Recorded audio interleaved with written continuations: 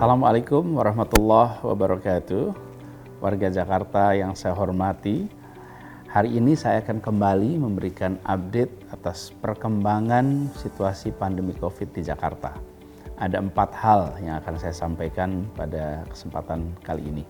Pertama, ini berita baik. Alhamdulillah, atas izin Allah, kasus aktif di Jakarta yang pernah mencapai 113.000 pada tanggal 16 Juli yang lalu, kini telah turun menjadi 19.000 kasus aktif. Ini artinya kita sudah lebih rendah dibandingkan gelombang pertama di bulan Februari yang lalu. Dan yang turun bukan hanya kasus aktif, tapi tren pemakaman dengan menggunakan protokol COVID juga menurun. Saat ini sekitar 150 sesekali sampai 200 pemakaman protokol COVID per hari. Ini turun, sebelumnya bisa sampai 350, 400 sekitar 2 minggu yang lalu.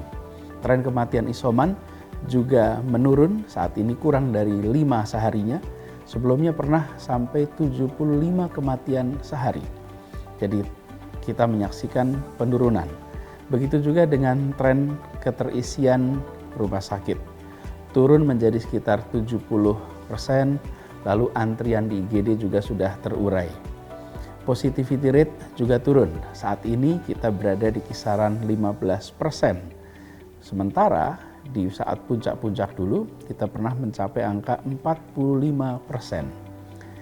Ini semua adalah hasil usaha begitu banyak pihak, termasuk kita semua, seluruh masyarakat yang mengurangi mobilitas, menjaga protokol kesehatan dengan amat ketat selama masa PPKM darurat kali ini.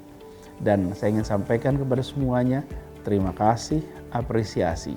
Ini adalah hasil kerja bersama kita semua.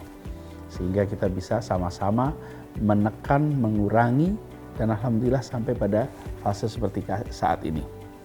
Tapi saya ingatkan juga, hati-hati, ini belum selesai. Kita belum menang.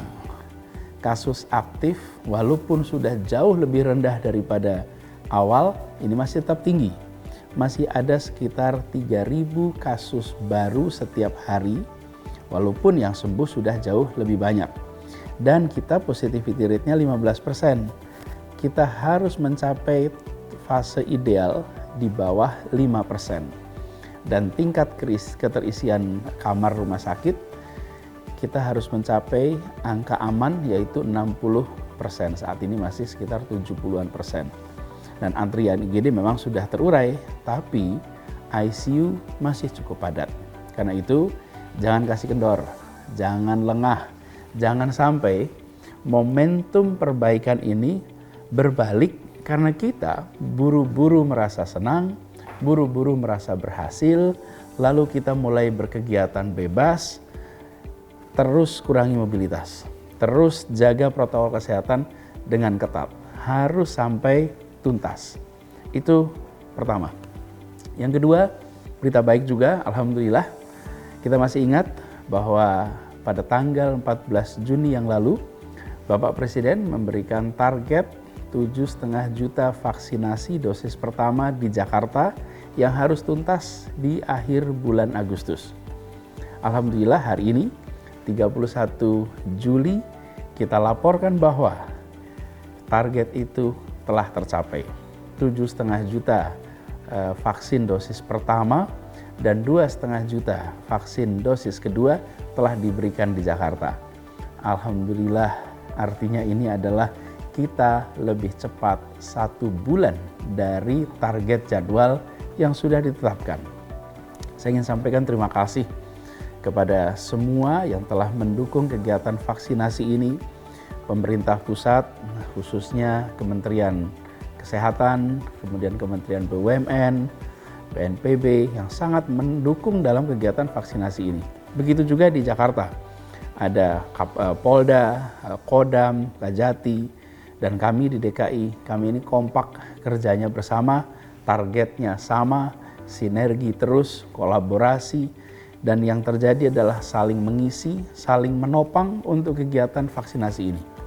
Juga ini saya sampaikan apresiasi kepada pihak swasta yang ikut mendukung vaksinasi dengan mengadakan sentra-sentra vaksin, mobil vaksin keliling, juga berbagai organisasi sosial yang ikut serta di dalam gerakan vaksinasi. Ini adalah sebuah kolaborasi yang luar biasa.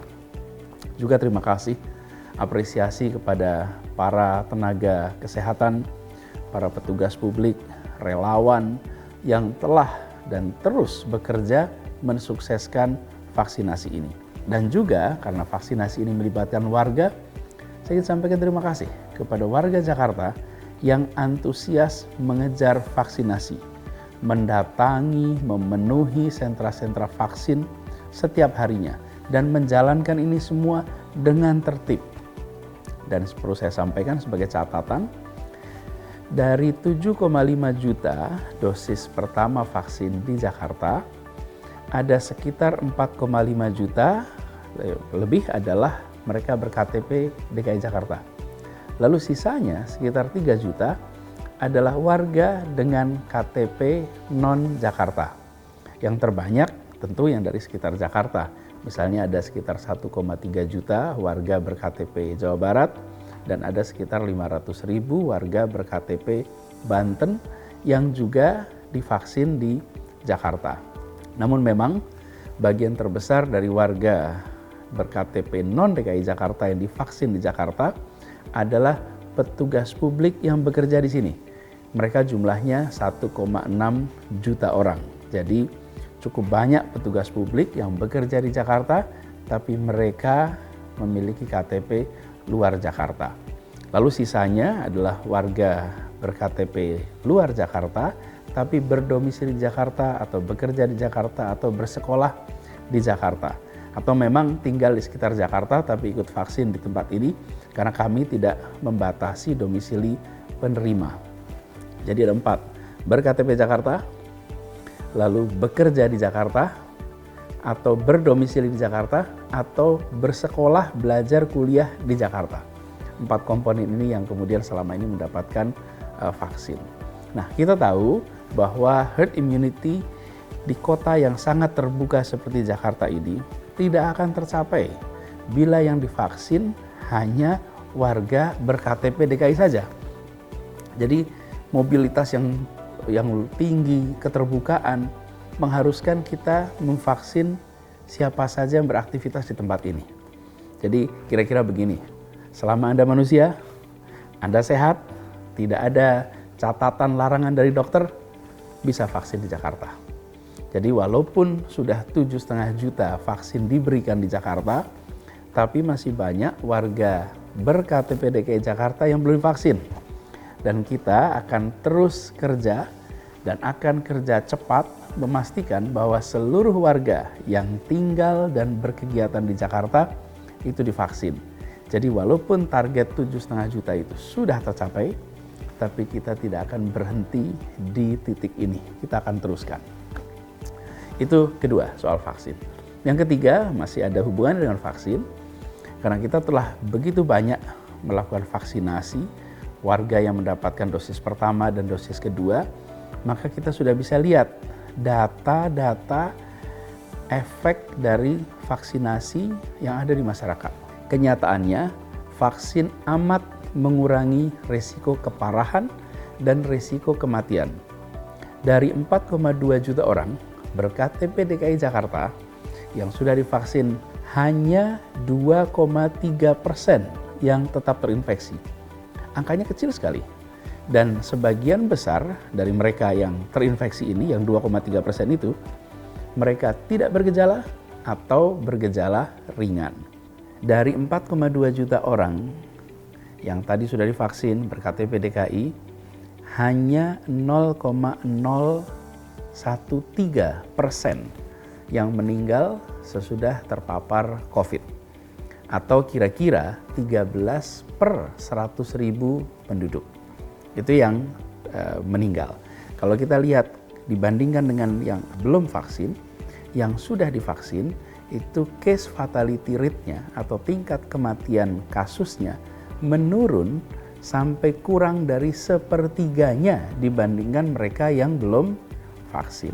Artinya, temuan riset medis kita tahu Dan data di Jakarta, tadi sudah saya paparkan, menunjukkan bahwa mereka yang sudah divaksin, risikonya terbukti di lapangan jauh lebih kecil daripada mereka yang belum divaksin. Tapi jangan kita kemudian salah mengartikan.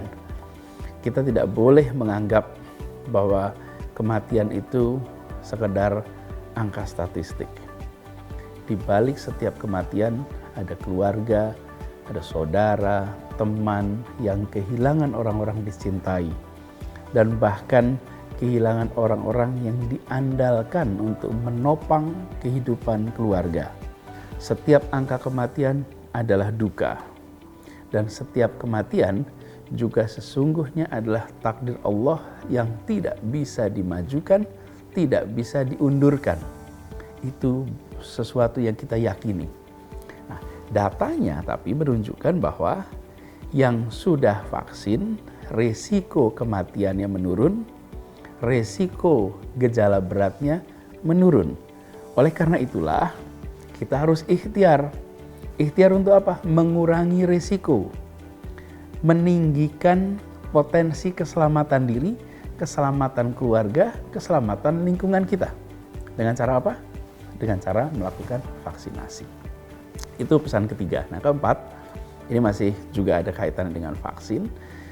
Dengan melihat data-data tadi dan dengan melihat kenyataan bahwa di Jakarta kecepatan pemberian vaksin cukup tinggi dan jangkauan yang sudah tervaksin sudah sampai 7,5 juta, maka kami memutuskan vaksin menjadi bagian dari tahapan untuk kegiatan di masyarakat, baik kegiatan ekonomi, keagamaan, sosial, budaya di Jakarta. Artinya apa? Sebelum kegiatan dimulai, maka pelaku di sektor itu, pelaku kegiatannya harus vaksin dulu. Jadi, pembukaannya akan diatur bertahap. Dan tahapan itu ada kaitannya dengan vaksin. Jadi misalnya, tukang cukur mau buka, boleh. Tapi tukang cukurnya vaksin dulu. Dan yang mau cukur harus sudah vaksin. Warung, restoran mau buka, boleh. Tapi karyawannya vaksin dulu. Yang mau makan di restoran juga harus sudah vaksin. Kantor-kantor non-esensial mau buka, boleh. Tapi harus mereka yang bekerja sudah vaksin dulu. Jadi nanti tahapan pembukaan diiringi dengan keharusan untuk melakukan vaksinasi pada semua pelakunya. Baik yang bekerja di tempat itu maupun yang berkunjung, maupun customer dan lain-lain. Jadi bukan hanya karyawan harus vaksin, tapi juga pengunjung. Bahkan kalau kita bicara mall saat ini, mall belum buka, tapi kalau nanti mau buka, maka mau masuk mall harus sudah vaksin. Mau ke restoran harus sudah vaksin. Yang menyelenggarakan mall juga harus vaksin. Jadi, bahkan kalau nanti suatu saat tempat-tempat hiburan dibuka, taman dibuka, kegiatan-kegiatan ruang terbuka juga diizinkan, maka pada saat itu juga harus vaksin dulu. Nah, bagaimana caranya untuk bisa memeriksa? Ada banyak cara, tapi salah satunya dengan gunakan aplikasi Jaki. Dengan aplikasi ini langsung terlihat apakah Anda sudah divaksin, apakah sudah divaksin 1 kali, apakah sudah divaksin 2 kali, apakah Anda belum vaksin, itu langsung terlihat. Ada juga menggunakan SMS dari Peduli Lindungi sebagai bukti vaksinasi. Juga ada sertifikat digital dari Kementerian Kesehatan. Jadi banyak alat yang bisa digunakan untuk menunjukkan status vaksinasinya. Lalu mungkin ada pertanyaan begini, bagaimana dengan kita-kita yang baru sembuh dari COVID? Belum bisa ikut vaksin, tapi sudah sembuh dari COVID. Nah, yang seperti ini nanti akan ada ketentuan, silahkan bawa surat dari fasilitas kesehatan membuktikan bahwa penyintas COVID. Kemudian juga ada mungkin kelompok yang belum bisa vaksin karena kondisi kesehatan tertentu.